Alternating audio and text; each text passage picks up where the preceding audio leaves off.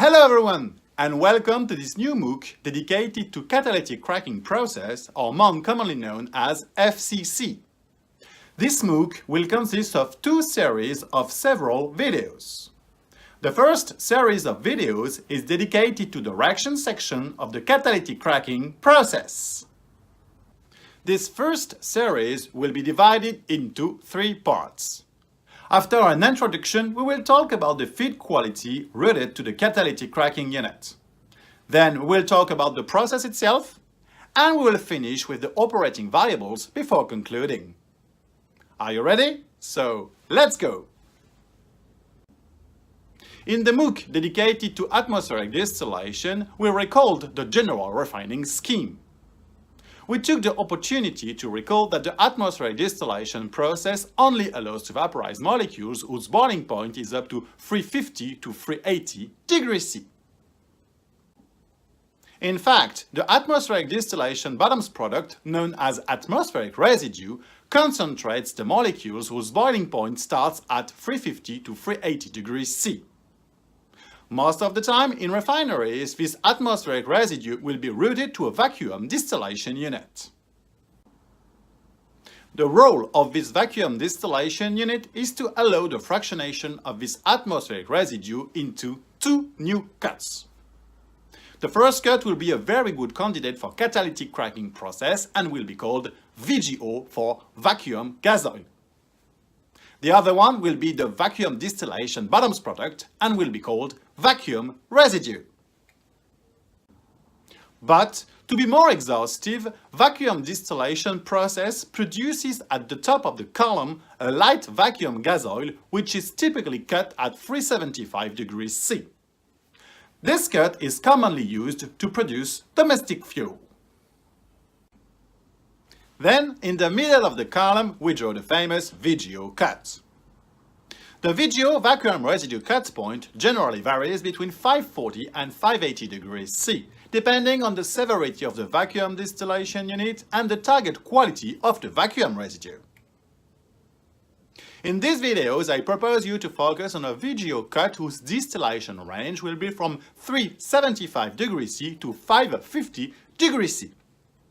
It is a quite typical distillation range for a conventional vacuum distillation unit. This VGO cut is then routed to the catalytic cracking unit, or FCC in English, for fluid catalytic cracking.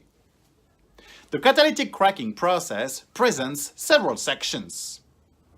The first one is the reaction section.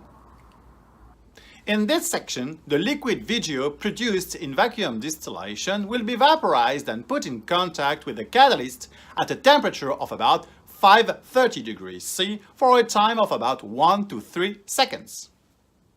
The operating pressure is about 1 to 2 bars above atmospheric pressure. During this very short period of time, the VGO will undergo a multitude of chemical reactions and will crack in a mixture of molecules. When we say crack, it simply means that the VGO molecules will be cut into several smaller molecules. These smaller molecules present a much more interesting valorization than the VGO molecules. In fact, these molecules will be incorporated in gasoline, kerosene, or diesel pool. The effluent from the reaction section is then routed to a fractionation section where the molecules will be separated from each other in several cuts, often known as intermediate cuts. In fact, these cuts will need to be further treated in several finishing processes before being incorporated in finished products.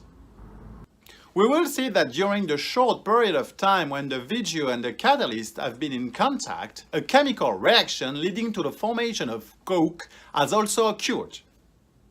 This coke is deposited on the surface of the catalyst and greatly reduces its catalytic activity.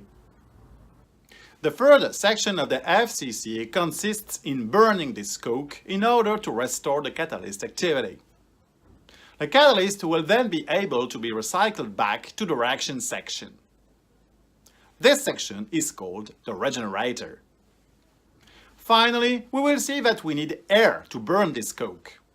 This combustion air will logically produce flue gas that will need to be further treated before being released to the atmosphere. This is the fourth section of the FCC, the flue gas treatment. In this first series of videos, we will focus on the reaction section, the regeneration section, since they are closely related, as well as on the flue gas treatment section.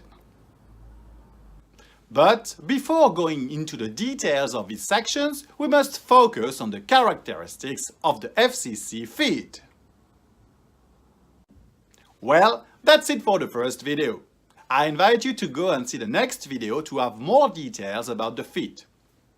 In the meantime, do not hesitate to test your knowledge when answering the quiz, whose link is available in the description of this video.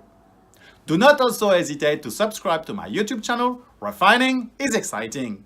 Thank you very much for your attention and see you very soon for the second part. Bye bye!